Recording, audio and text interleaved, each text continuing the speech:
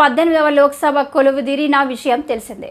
June 24వ తేదీన 18వ లోక్సభ మొదటి session ప్రారంభం కాగా జూన్ 26న ఓం బిర్లా వరుసగా రెండోసారి లోక్సభ స్పీకర్గా ఎన్నికయ్యారు. ఇక తొలి సమావేశాలు ముగియడంతో ఇప్పుడు కేంద్రం బడ్జెట్ సమావేశాలకు ముహూర్తం ఫిక్స్ చేసింది. ఈ నెల 22వ తేదీ నుంచి పార్లమెంటు బడ్జెట్ సమావేశాలు ప్రారంభం కానున్నట్లు పార్లమెంటరీ వ్యవహారాల శాఖ మంత్రి కిరణ్ రిజిజు శనివారం ప్రకటించారు. ఆగస్టు 12 వరకు ఈ సమావేశాలు జరగనున్నట్లు తెలిపారు. 2024-25 ఆర్థిక సంవత్సరానికి సంబంధించి పూర్తిస్థాయి బడ్జెట్ను జూలై 23న లోక్సభలో ప్రవేశపెట్టనున్నట్లు వెల్లడించారు. ఇదిలా ఉండగా లోక్సభ ఎన్నికలకు ముందు ఈ ఏడాది ఫిబ్రవరిలో మధ్యంతర బడ్జెట్లను ప్రవేశపెట్టిన విషయం తెలిసిందే.